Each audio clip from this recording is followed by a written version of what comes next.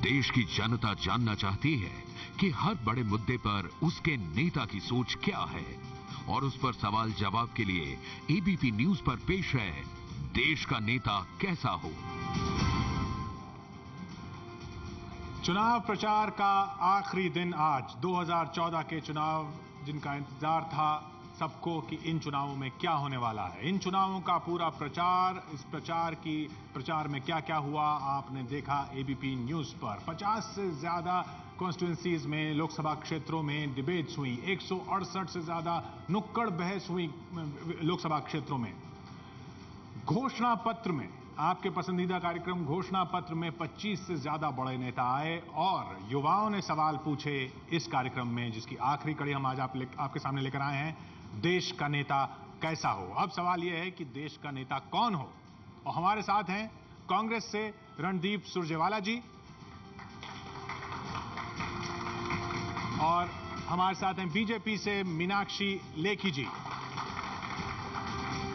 और बीजेपी समर्थक छात्र और कांग्रेस समर्थक छात्र। सवाल पूछेंगे मीनाक्षी जी और रणदीप जी से, लेकिन सबसे पहले रणदीप जी, देश का नेता कौन होगा? 125 करोड़ के इस देश का नेता वो हो जो इस देश के 125 करोड़ लोगों को साथ लेकर चल सके, जो मोहब्बत का पैगाम हर दिल के अंदर तक ले जा सके, जो देश के युवाओं को रोजगार, विकास और तरक्की दे सके, जो देश के किसान और गरीब का सम्मान कर सके, और जो देश के संविधान के मूल्यों और उन मान्यताओं को सही मायनों में सरकार में आलंकित कर सके, वो देश का नेता हो। और वो व्यक्ति हैं हमारे नौजवान नेता, कांग्रेस के उपाध्यक्ष श्री राहुल गांधी। मीनाक्षी जी। देश का नेता वो हो जिसकी कथनी और करनी में अंतर ना हो, जो भाषण कुछ और दे और काम कुछ और करे, ऐसा नेता नहीं चलेगा। बल्कि भारत के संविधान में पूर्ण आस्था रखकर, क्योंकि इस देश को जोड़ती अगर आज के समय में कोई चीज है तो वो तरक्की नहीं बल्कि गरीबी है। जो गरीबों के लिए काम करता हो लेकिन लोगों को गरीब ना रखता हो अपने वोट बैंक की राजनीति के लिए। देश का नेता हो जो कि देश के गरीब का सम्मान करके देश को तरक्की की राह पर लेकर जाए, क्योंकि गरीबी ही, चाहे वो हिंदू, मुसलमान और तमाम लोग हो, उनको जोड़ती है। आपस में लड़ने की जो सोबत देते हैं, जो कभी धर्म के नाम पर राजनीति करते हैं, कभी जाति के नाम पर राजनीति करते हैं, वो देश के नेता नहीं हो सकते। क्योंकि लोगों को आपस में लड़ने नहीं देना, बल्कि लोगों को गरीबी से लड़ने के लिए तैयार करने की आवश्यकता है। जिन्होंने 67 साल में से 60 साल तक देश को गरीब बना के रखा, वो देश के नेता एक जागृत जनता के नेता नहीं हो सकते। और देश का नेता वो है जो कि देश की जनता ने आज चुनाव के आखिरी चरण में पहले से तय कर लिया है, और उनका नाम श्री नरेंद्र मोदी है। हम मुद्दों पर बढ़े इस चुनाव प्रचार के, उससे पहले एक एक सवाल हम आपके लिए ले लेते हैं। सवाल रणदीप जी से। सर, मैं स्वस्ति नाचा जेएनयू से हूँ। सर, वैसे तो आप सेकुलर हैं नहीं, लेकिन सेकुलरिज्म साबित करने की कोशिश करते हैं। सर, अभी कुछ दिन पहले गृह मंत्री जी का बयान आया था कि देश में बंद जितने भी मुस्लिम युवक हैं उन सबको रिहा कर दिया जाए। इस टाइम आपका सेकुलरिज्म कहाँ था, ये थोड़ा बताइए। आप नौजवान हैं, मेरा सबसे पहले आपसे आग्रह है कि पूर्वाग्रह से ग्रस्त ना हो, हमेशा खुले मन से अपने विचार रखें, प्रश्न पूछे, स्वागत है। जहां गृह मंत्री जी के बयान की आपने चर्चा की, मैं आपको ये बताना चाहूंगा कि गृह मंत्री जी ने एक विशेष परिप्रेक्ष्य में ये बयान दिया। क्योंकि मैं एक टोपी लगाता हूं, मैं इसलिए उग्रवादी नहीं बन सकता। मैं हरियाणा से आता हूं, आप भी एक विशेष प्रांत से आते होंगे, पर हम भारतीय हैं। हर वो व्यक्ति जो भारतीय है, उसे मजहब के आधार पर आप उग्रवादी या गैर उग्रवादी का खिताब नहीं दे सकते। जो देश के गृह मंत्री ने कहा, वो एक समय में हमारे सिख भाइयों के लिए कहा जाता था, आज एक और धर्म के अनुयायी के मानने वालों के लिए कहा जाता है। उन्होंने केवल आगाह किया कि आप केवल एक विशेष धर्म के मानने वाले लोगों को आप उग्रवाद से मत जोड़िए, क्योंकि उग्रवाद का रंग नहीं होता। उग्रवाद केवल खून समझता है, तोड़ना समझता है। भारतीयता का रंग तो हमारा खूबसूरत तिरंगा है, और हम सबको मिलकर, हम चाहे हिंदू हो या मुसलमान, सिख हो या ईसाई, हमें उसकी सुरक्षा करनी है। उनके बयान का परिप्रेक्ष्य ये था। मीनाक्षी जी से सवाल। हेलो मैडम, मेरा नाम असलम मलिक है। मेरा सवाल है कि अब मैडम, अब आपकी पार्टी चुनाव आयोग पर आरोप लगा रही है पक्षपात का। अभी यूपी में हाल ही में अभी अमित शाह और आजम खान पर बैन लगाया गया था, लेकिन अमित शाह से बैन हटा दिया गया था और आजम खान से बैन नहीं हटाया गया। तो अब आपकी पार्टी ने चुनाव आयोग पर पक्षपात का आरोप क्यों नहीं लगाया? पहली बात तो यह है कि मेरी पार्टी ने चुनाव आयोग पर पक्षपात का आरोप नहीं लगाया। वो आरोप जो है वो किसी और तरफ से आया है और कहीं ना कहीं चुनाव आयोग जो केंद्र में है उसको भारतीय जनता पार्टी के विपरीत खड़ा करने की कोशिश है। मेरी पार्टी का जो मतभेद है वो उत्तर प्रदेश की जो एडमिनिस्ट्रेशन है, प्रशासन है, उससे है, जो कि आज चुनाव आयोग के नीचे काम करती है। लेकिन चुनाव आयोग वही चुनाव आयोग है जिसने 1 मई के बयान पर राहुल गांधी जी के 10 तारीख को नोटिस किया, जब चुनाव की प्रक्रिया तकरीबन समाप्त होने की दिशा में है। और नरेंद्र मोदी जी का जो बाहर पोलिंग बूथ के बाहर उन्होंने अपना वोट डालने के बाद चिन्ह हाथ में लिया हुआ था, उसको लेकर 2 बजे तक एफआईआर दर्ज हो गई थी।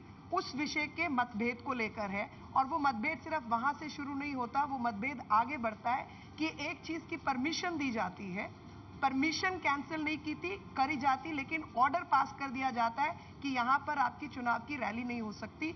3 कार्यक्रमों की रैली जो है उसकी परमिशन नहीं दी जाती, जबकि उन्हीं कार्यक्रम स्थलों पर अखिलेश यादव अपनी रैली करते हैं, अरविंद केजरीवाल अपनी रैली करते हैं, तमाम लोग रैली करते हैं। और परमिशन अगर नहीं देनी थी तो रात के 2 बजे वो परमिशन कैसे दी जाती है, वो एक अलग विषय है।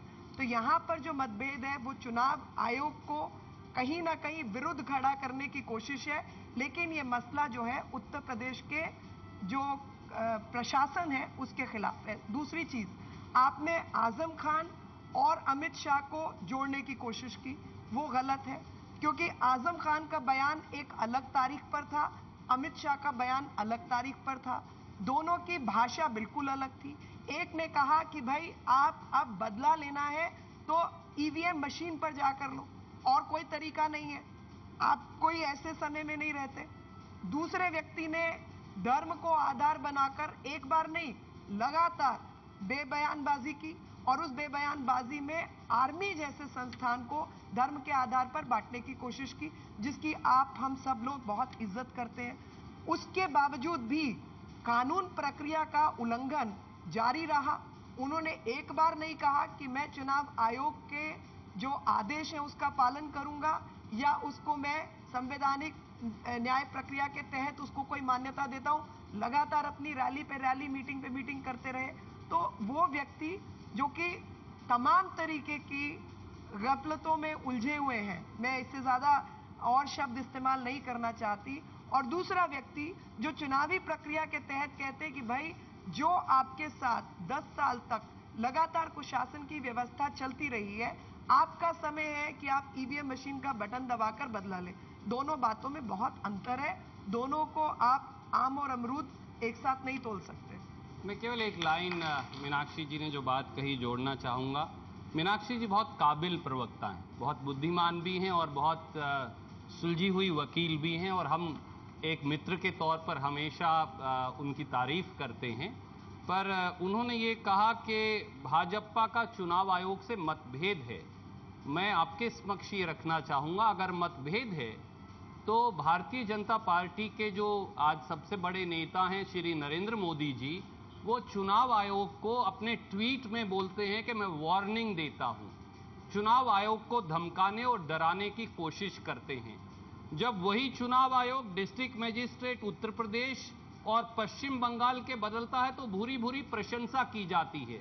जब वही चुनाव आयोग अमित शाह जी के माफी के बाद उन पर पाबंदी वापस लेता है तो उनकी प्रशंसा की जाती है।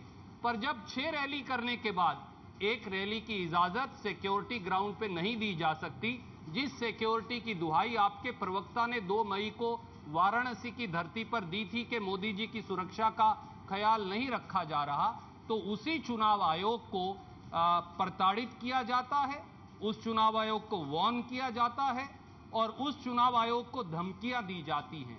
मेरा यह मानना है कि प्रजातंत्र में जब हम चुनाव आयोग जैसी संवैधानिक संस्थाओं पर आक्रमण करेंगे तो हम प्रजातंत्र के मूलभूत ढांचे और नींव पर आक्रमण करते हैं, जो प्रजातंत्र में राजनीति से और दलगत बंटवारे से बड़ा है। हमें ऐसा करने से मोदी जी को भी, बीजेपी को भी बचना चाहिए।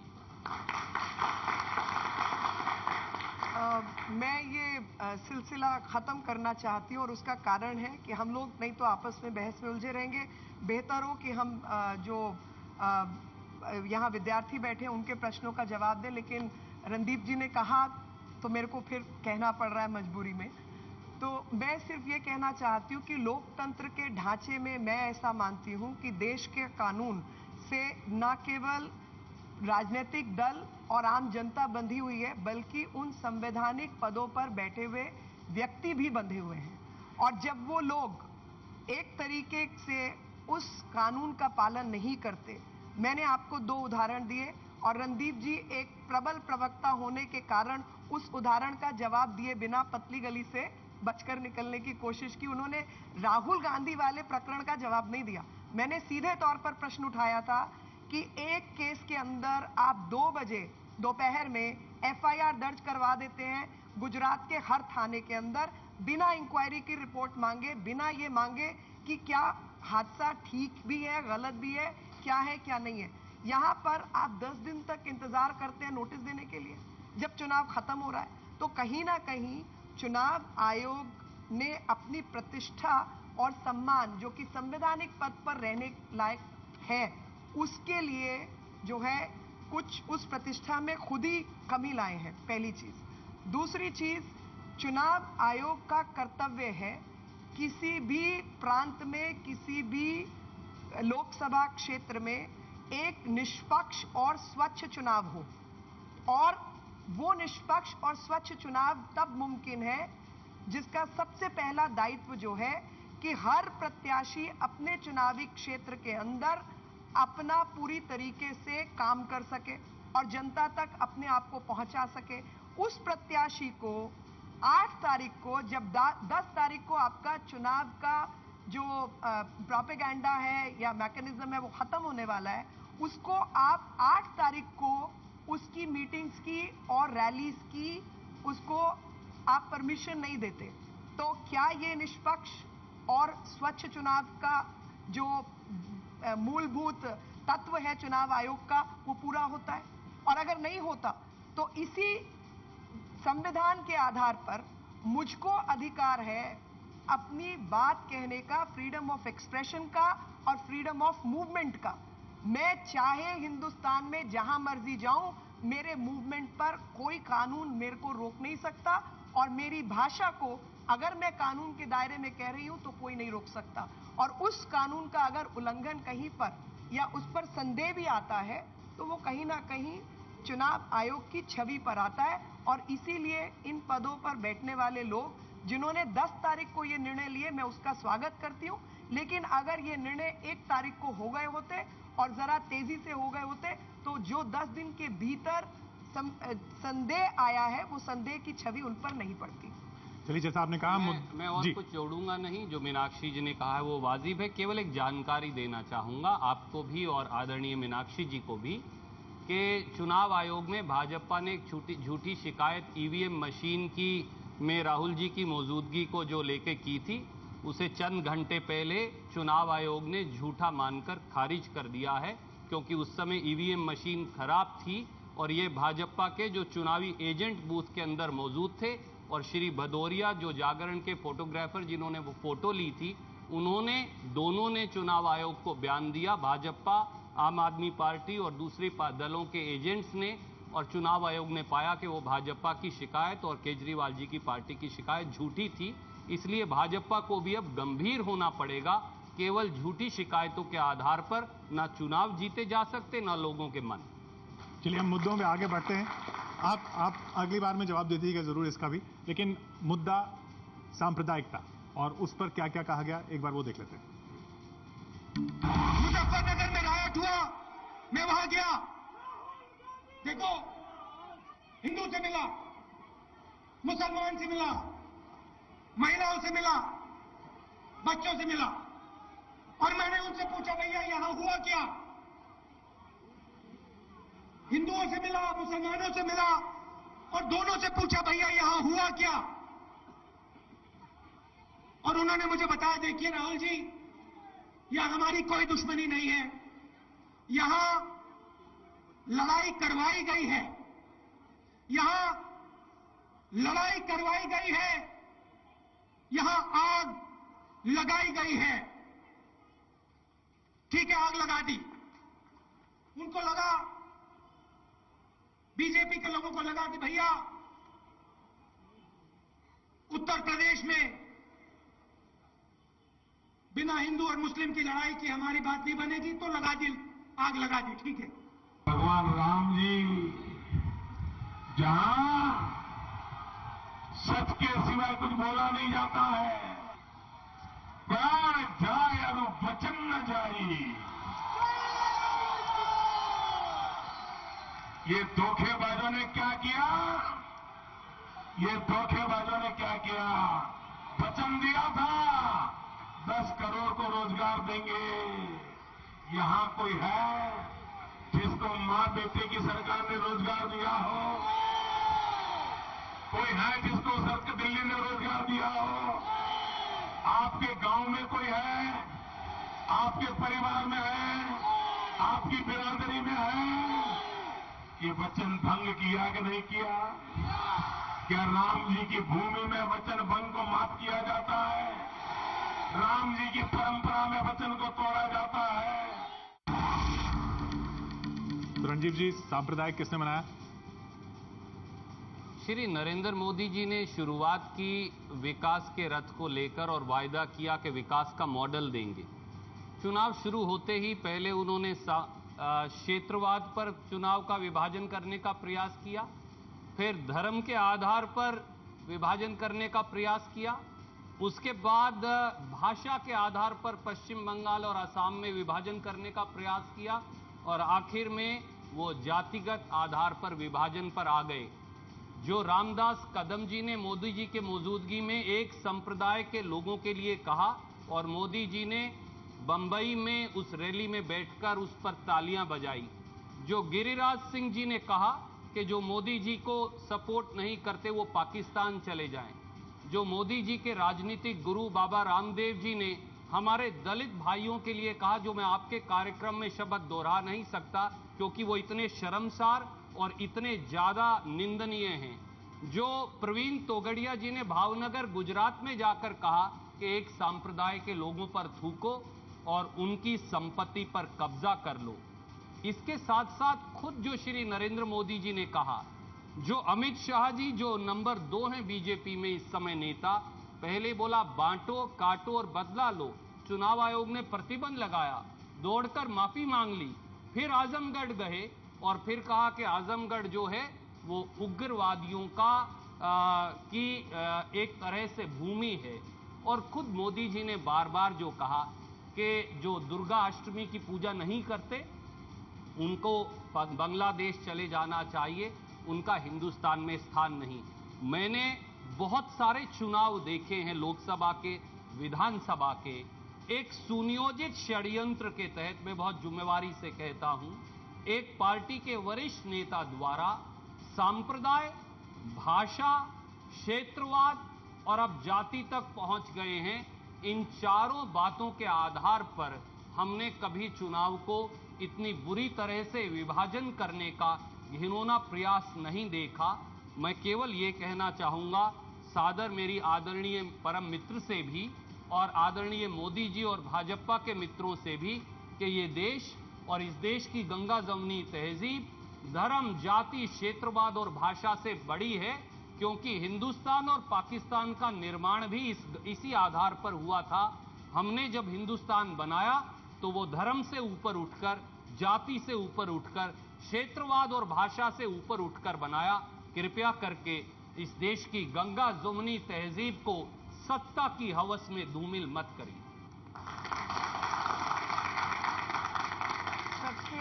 सबसे बेहतरीन नमूना इस गंगा जमुना की तहजीब को इस खौफनाक मोड़ पर लाने का जो है वो मसला कहीं ना कहीं कांग्रेस पार्टी के इतिहास से शुरू होता है, जिसका संदर्भ सबसे बड़े दंगे और सबसे अधिक दंगों का इतिहास, चाहे वो मुरादाबाद हो, चाहे वो हाशिमपुरा हो, चाहे वो मेरठ हो, चाहे वो तमाम चीजें हो, उसका इतिहास कहीं ना कहीं कांग्रेस से जुड़ा हुआ है।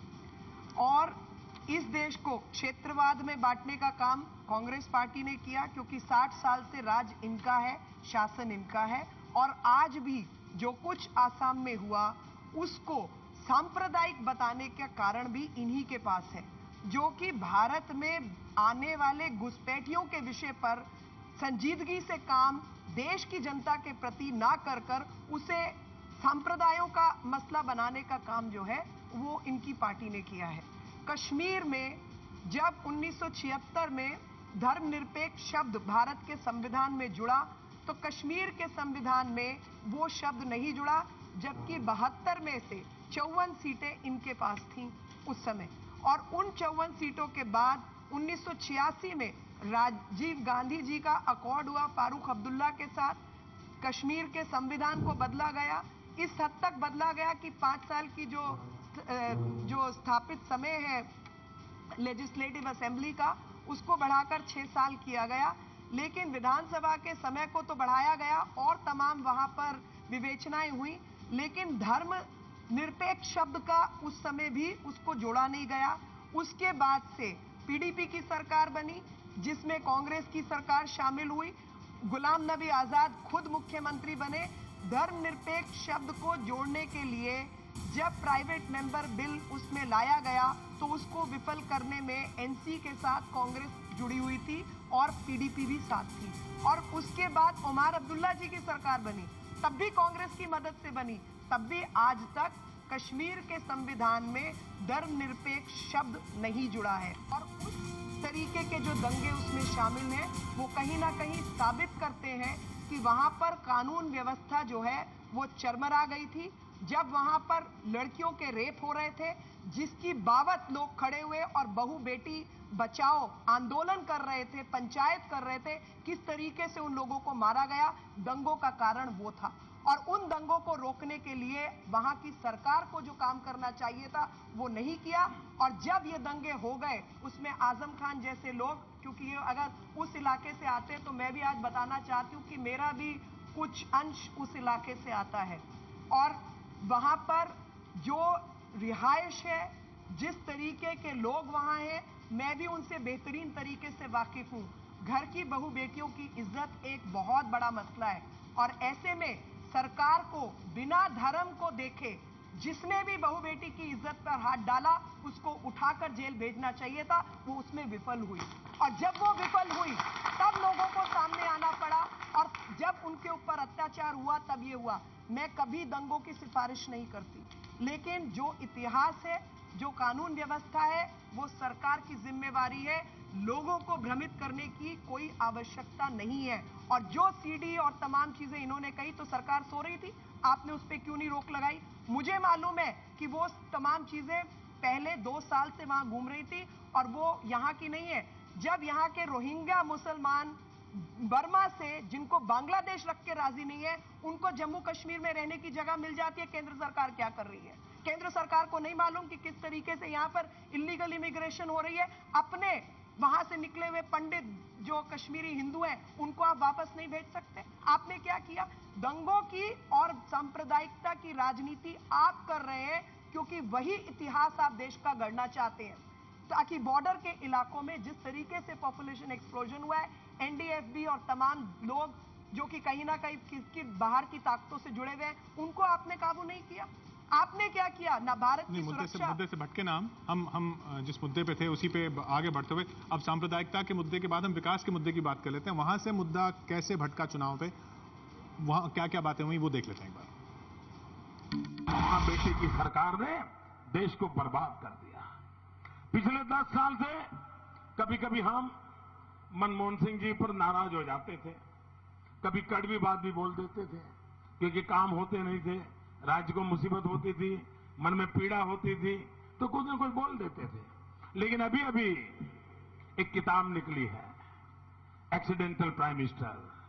ये किताब देखने के बाद लगा कि मनमोहन सिंह जी को कुछ कहने का मतलब ही नहीं है। जो पाप है, ये पाप तो मां बेटे की सरकार का पाप है। देश तबाह किया है, मां बेटे की सरकार ने किया है। और इसलिए भाइयों बहनों, ये मां बेटे की सरकार को मतदान करके सजा देने का समय आया है। कहते हैं कि भैया महिलाओं को हम शक्ति देना चाहते हैं। क्या महिलाएं बैठी हैं? मैं आपको बताता हूं गुजरात में कैसे शक्ति देते हैं। पुलिस का प्रयोग करते हैं, महिलाओं का फोन टैप होता है, महिलाओं के पीछे पुलिस बस दौड़ाई जाती है और दिल्ली में पोस्टर लगता है कि भैया हम महिलाओं को शक्ति देना चाहते हैं। शक्ति की बात छोड़ दीजिए, महिलाओं के पास बहुत शक्ति है, आप सिर्फ इज्जत दे दीजिए, महिलाओं को इज्जत दे दीजिए, शक्ति इनके पास है, काम हो जाएगा। रणदीप जी, विकास पे बात हो रही थी, ये मुद्दा किसने भटकाया? जब हम विकास की बात करेंगे, स्वाभाविक तौर से 2 या 3 बातें सामने आएंगी कि विकास के बारे में अपना अपना रिकॉर्ड क्या है। मैं केवल एक लाइन में ये कहना चाहूंगा, विकास के मायने क्या हैं? क्या विकास के मायने एक उद्योगपति या चंद उद्योगपतियों का विकास है? क्या विकास के मायने क्रोनिक कैपिटलिज्म है? या विकास के मायने वो विकास है जो जमीनी स्तर पर साधारण व्यक्ति तक जाए? मोदी जी ने जो गुजरात में किया, लगभग 1.5 लाख हेक्टेयर जमीन, जिनमें से 60,000 हेक्टेयर जमीन केवल एक व्यक्ति को 1 रुपया स्क्वायर मीटर से लेके 16 रुपया स्क्वायर मीटर तक दी।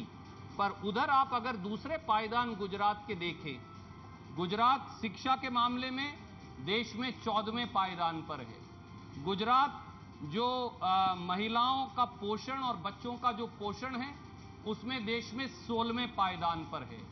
जो सबसे कमजोर लेकिन इन सब मुद्दों से भटक गया ना प्रचार में आपने ये मुद्दे नहीं उठाए।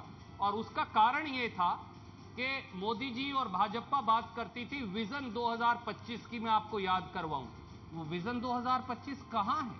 क्या मीनाक्षी जी और भाजपा जवाब देगी? भूल गए उस विजन 2025 को जितनी चर्चा की। घोषणा पत्र की बात करते थे, कांग्रेस तो घोषणा पत्र ले आई। घोषणा पत्र में सबको छत, सबको स्वास्थ्य, 2 बड़े नारे हमने दिए। रोजगार 10 करोड़ लोगों को, कौशल विकास 10 करोड़ नौजवानों का। भाजपा अपना घोषणा पत्र लाती है उस दिन जिस दिन चुनाव की पहले फेज की वोट पड़ जाती है। यह दिखाता है कि भारतीय जनता पार्टी कितना गंभीर थी घोषणाओं के बारे में, विकास के बारे में, विजन डॉक्यूमेंट के बारे में, तरक्की के बारे में, रोजगार पैदा करने के बारे में। आज तक किसी को मालूम नहीं। मोदी जी बोलते हैं कि मैं रोजगार पैदा करूंगा। भैया आप कैसे पैदा करेंगे मुझे मालूम नहीं। मैं अच्छा ढांचागत विकास करूंगा। भैया कैसे करेंगे वो नहीं बताते देश को।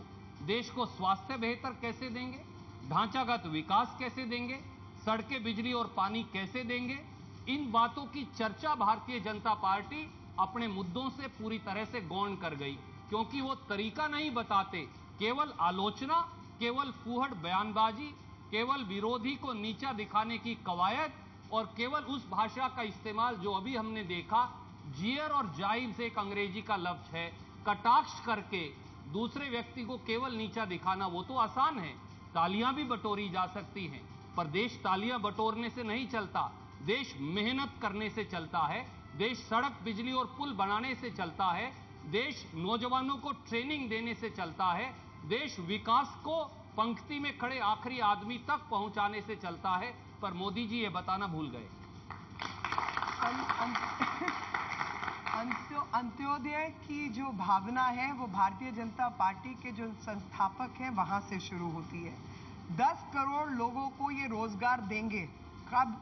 अगले 5 साल में। पिछले 10 साल का रिकॉर्ड उठा के देख लीजिए, कितने लाख लोगों को रोजगार मिला है? कुछ लाख लोगों को रोजगार मिला है, कुछ करोड़ लोगों को भी नहीं लेकिन मिला। फिर इन बातों से मुद्दा भटका कैसे? नहीं, मैं मुद्दा भटका मैं बताती हूँ। मुद्दा भटका नहीं, भटकाया गया। क्योंकि जब आंकड़ों के विषय आएंगे, जब विकास के मुद्दे आएंगे, तो इनके पास सिवाय स्कैम के विकास के कोई विकास नहीं है। और विकास के मॉडल में इनके पास 2 मॉडल हैं। एक मॉडल है वडरा जी का, दूसरा मॉडल है कठपुतली का। और नहीं प्लीज हंसिए मत, मैं बहुत सीरियस बात कर रही हूँ। कठपुतली मतलब आप मत समझिए मैं सरकार में किसी व्यक्ति की बात कर रही हूँ, पपेट की नहीं बात कर रही। कठपुतली एक जगह का नाम है जो कि दिल्ली में है और मेरे चुनावी क्षेत्र में है। 64,000 गज जमीन 6 करोड़ 11 लाख में बेच दी गई। उन लोगों की जमीन जो कि भारत में उस कॉलोनी का नाम कठपुतली है। गरीब लोग जो कि फेस्टिवल ऑफ इंडिया में भारत को रिप्रेजेंट करते हैं, कठपुतली में, नाच गाने में, फोक डांस में, 50 साल से वो वहां उसी स्थिति में रह रहे हैं। 64,000 गज जमीन 6 करोड़ 11 लाख में बेच दी। वो मॉडल इन्होंने दिया है देश को। और जब ये 1 रुपया और 16 रुपये और 32 रुपए की बात करते हैं, ये भूल जाते हैं कि 32 रुपए की थाली भी इन्होंने ही दी थी, 5 रुपए की थाली दी थी। 32 रुपए पे तो आदमी अमीर हो जाता था। और साथ ही ये बताना भूल जाते हैं कि जो जमीन का लगातार ये मसौदा करते हैं, वो मसौदा वड्रा मॉडल नहीं है। जमीन की खरीद बेच, उससे पैसा नहीं कमाया। मेरे को मेरी बात पूरी करनी है। इन मुद्दों पे बात चल रही थी ना। एक बात क्योंकि लगातार जो भ्रमित राजनीति हो रही है वो स्पष्ट होनी चाहिए। पानी में ज्वार भाटा के समय पर डूबने वाली जमीन, जिसको रेक्लेमेशन लैंड कहा जाता है, वो एक व्यक्ति को 60,000 रुपए प्रति एकड़ गुजरात की सरकार ने दी। वो बनिए वाला काम किया या फ्री में बांट दिया, जो पानी के नीचे डूब जाती है। और उस रेक्लेमेशन लैंड को जमीन से, समुद्र से रेत निकाल कर बराबर किया गया। उस पर बंदरगाह बनाया गया। उस बंदरगाह के रहते 10,000 से ऊपर लोगों को रोजगार मिला। वहां पर 100 मिलियन टन का रोज आना जाना होता है, एक्सपोर्ट इंपोर्ट होता है। उससे भारत के व्यापार में वृद्धि हुई। दुनिया का नंबर 2 का बंदरगाह वो बना। मेरे जैसा अगर कोई होता तो फ्री में भी जमीन दे देता, अगर इतने लोगों को रोजगार मिल रहा होता। ये मॉडल है। दूसरा मॉडल है वड्रा मॉडल। जो लोगों का काम शासन चलाना है, वो जमीन की खरीद फरोख्त में पैसा बनाने लगे। कोई विकास नहीं हुआ, सिर्फ जमीन के खरीदने और बेचने में 1 लाख रुपया की कीमत 300 करोड़ हो गई। इस पर आधारित है, क्योंकि लोगों को रोजगार तो मिले नहीं, फिर विकास कैसे हुआ?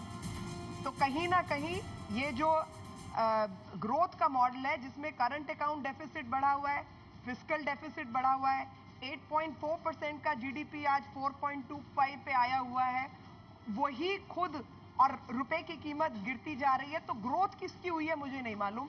ये जो भ्रमित राजनीति है, ये बंद होनी चाहिए। केवल 2 आंकड़े में मेरी आदरणीय मित्र और आपको और देना चाहूंगा। 1550 करोड़ मैन डेज, यानी कि 1550 करोड़ रोजगार पैदा हुआ 1,55,000 करोड़ रुपए की लागत से गांव में, महात्मा गांधी नरेगा के माध्यम से अकेले, जो अपने आप में विश्व का एक रिकॉर्ड है, जिसे मोदी जी और भाजपा के एक और प्रवक्ता, मेरी आदरणीय मित्र कभी ऐसा नहीं कहेंगी, पर इनके एक और प्रवक्ता ने देश को नपुंसक करने का दुर्भाग्य से तरीका बताया था। और जो करंट अकाउंट डेफिसिट की वो बात कर रही हैं, इंटरनेशनल नॉर्म्स 4% के हैं और हमारा कैड, आपको खुशी होगी ये जान के कि पिछले 4 महीने से उससे नीचे। मेरा प्रश्न महंगाई से जुड़ा हुआ है। आपकी पार्टी कहती है कि पिछले 1 दशक में महंगाई में बेतहाशा वृद्धि हुई है। क्या यह ज्ञात तथ्य नहीं है कि विगत एक दशक में लोगों के परचेजिंग पावर पैरिटी में इजाफा हुआ है? और क्या महंगाई एक वैश्विक परिघटन नहीं है? नहीं, क्योंकि जितने % महंगाई हुई है, जिस तरीके से इन्फ्लेशन बढ़ी है और रुपए की कीमत गिरी है, उस प्रपोर्शन में महंगाई कहीं अधिक बढ़ी है और जो परचेजिंग पावर और तमाम जो फायदे हैं वो कहीं घटे हैं। अगर आप उनकी परसेंटेजेस देखें कि मतलब मान लीजिए मैंने 100 रुपया ज़्यादा कमाना शुरू कर दिया, 1,000 रुपया कमाना शुरू कर दिया, लेकिन भोजन की कीमत 500% बढ़ गई, या पेट्रोल की कीमत 250% बढ़ गई, या जो उसको अगर आप कंपेयर करेंगे, तब आपके कंपैरेटिव चार्ट जो आता है उसमें कहीं ना कहीं पिछले 10 साल सबसे खराब साल रहे हैं, जिसमें दूध, गेहूं, मतलब बेसिक जो चीजें हैं ना, दूध, गेहूं, अनाज, दाल, चावल, तो जो थाली का साइज है, किसी भी रेस्टोरेंट में जाइए तो वो थाली का साइज कम हो गया है।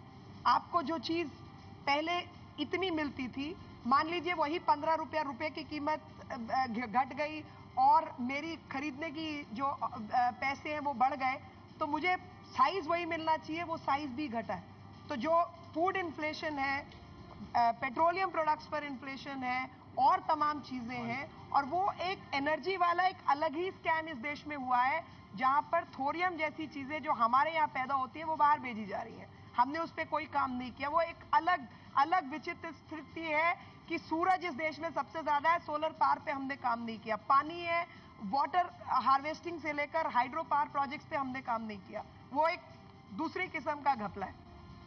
आलोचना की दृष्टि से नहीं, केवल जानकारी की दृष्टि से दोनों पक्षों के मित्रों को मैं ये बताना चाहूँगा कि पेट्रो पदार्थों की कीमतों को अंतर्राष्ट्रीय मुद्रा बाजार से जोड़कर और उस पर से नियंत्रण हटाने का निर्णय श्री अटल बिहारी वाजपेयी जी की एनडीए सरकार के द्वारा लिया गया था।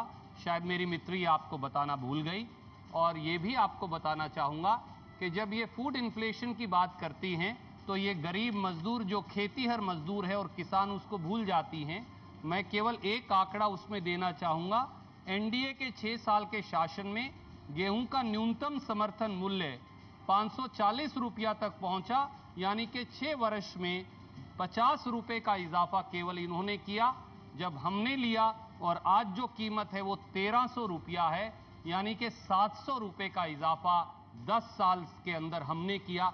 ये हमारी कमिटमेंट दर्शाता है हमारी ग्रामीण पृष्ठभूमि से जुड़े हुए 62% लोगों के प्रति। 62% लोगों की जमीन का क्या हुआ वो जरा वड्रा जी से जाके पूछ लेते हैं। 40% हरियाणा बिक गया, उसका हिसाब तो मेरा ख्याल रणदीप जी ही दे देंगे क्योंकि ये हरियाणा से हैं। और गरीब किसान जो है 12,000 किसान मारे गए, उसका भी हिसाब दे देंगे।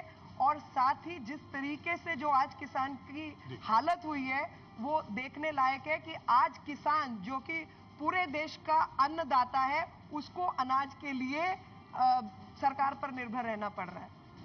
क्योंकि मेरी आदरणीय मित्र ने एक व्यक्तिगत गंभीर आरोप लगाया है तो मुझे लगता है कि उसका जवाब देना चाहिए। इन्होंने कहा कि 40% हरियाणा की जमीन श्री रॉबर्ट वडेरा जी को बेच दी। मैं बहुत जिम्मेवारी से ये कहता हूं, सरकार के मंत्री के तौर पे भी, प्रवक्ता के साथ साथ, अगर 1 इंच जमीन भी मीनाक्षी जी, मोदी जी या भाजपा साबित कर दें, कागजात दिखा दें, तो हमारी सरकार इस्तीफा दे देगी। 1 इंच जमीन किसी भी बिल्डर को, किसी भी उन व्यक्ति जिनका इन्होंने नाम लिया, केवल आप अगर किसी परिवार से संबंधित हैं तो इतना बदनाम करने की कोशिश मत करिए किसी एक व्यक्ति विशेष को। और भूल गई मेरी मित्र कि ये सारे इल्जामात लेकर इनकी प्रायोजित याचिकाएं इलाहाबाद हाईकोर्ट में दायर हुई, अदालत ने देखकर खारिज किया। एक प्रायोजित याचिका इनकी गई सुप्रीम कोर्ट ऑफ इंडिया में रॉबर्ट वडेरा जी के खिलाफ, उसको भी कोर्ट ने खारिज किया और कहा कि ये पॉलिटिकली मोटिवेटेड है। ये इनके इल्जामों का हम मुद्दे से बिल्कुल भटकते जा रहे हैं, लेकिन मीनाक्षी जी, ओके, 10 सेकंड। तमाम 100 एकड़, कोई राजीव गांधी फाउंडेशन, ऐसे तमाम कागजात सबके पास है। चलिए, ये चुनाव प्रचार में सुना भी गया, देखा भी गया, लेकिन हमारा मुद्दा ये था कि चुनाव प्रचार जहां से शुरू हुआ था वहां से भटका क्यों, उस पर छात्रों के सवाल भी हुए। अब 16 तारीख का इंतजार है जब पता चल जाएगा कि देश का नेता कौन होगा। बहुत बहुत शुक्रिया मीनाक्षी जी हमारे साथ जुड़ने के लिए, रणदीप जी आपका भी, और आप सभी छात्रों का भी बहुत बहुत शुक्रिया। मैं बहुत माफी चाहूंगा उन लोगों से जिनके सवाल मैं नहीं ले पाया। वक्त यहाँ खत्म होता हुआ। देश का नेता हो मैं आज के लिए इतना ही। आप देखते रहिए एबीपी न्यूज।